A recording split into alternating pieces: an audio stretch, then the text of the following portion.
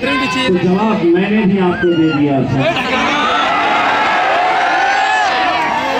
और आज इस सरजमीन में फुलडाना पे खड़े होकर मेरी माएँ और मेरी बहनें, मेरे बुजुर्गों और मेरे नौजवानों की दुआओं के साथ, उनकी हिम्मत और उनके ताकत के साथ मैं पैगाम उन तमाम नेताओं को देना चाहता हूँ जो आज इस सफर के अंदर है कि हमारा कोई कुछ बिगाड़ नहीं सकता है।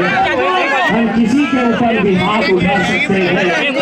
अगर गलती से भी अपने जहन में ये बात चल रही है कि इम्तियाज जलील के ऊपर भी हम हाथ उठा सकते हैं,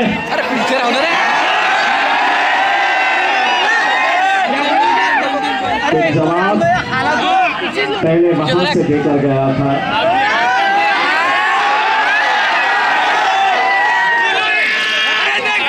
जगह तेरी, दिल तेरा,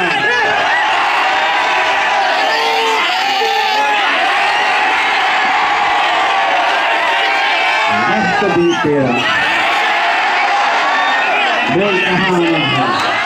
भाऊ, एमआयएम नेते इम्तियाज जलील यांनी काल जाहीर सभेमध्ये तुम्हाला चॅलेंज दिलेलं आहे, पुन्हा काय सांगा?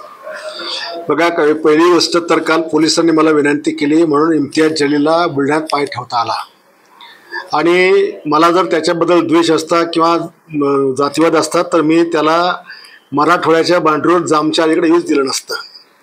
पण त्यांनी मला वैयक्तिक चॅलेंज केला, त्याच्यामुळे मी याच्यामध्ये ना मुस्लिम धर्माला किंवा हिंदू धर्माला इन्व्हॉल्व करायची माझी इच्छा आहे। पण हा वारंवार जर मला चॅलेंज करत असेल तर माझं याला आव्हान आहे की तू तुझ्या धर्माच्या लोकांना पण आणायचं नाही, मी माझ्या धर्माच्या लोकांना आणणार नाही आणि तुला एवढी खाजच आहे तर तू एक मला ॲपॉइंट करून दे पोलीस महासंचालकाच्या नावाने की आमच्या दोघांच्या वादामध्ये आमचं दोघांचं काय बरोबर झालं तर आम्ही याला दोघे स्वतः जबाबदार राहू आणि ना तुझं संभाजीनगर ना माझं बुलढाणा, तुला मी पत्र पाठवतो, तुला लेखी कळवतो, त्याप्रमाणे तो ॲपॉइंट करून दे आणि मग आपण भेटूया आझाद मैदानावर। कोणात किती दम आहे, काय फैसला व्हायचा तो पोलिसाच्या साक्षीने होईल, दोघांच्या मध्ये तिसरा कोणीच येणार नाही।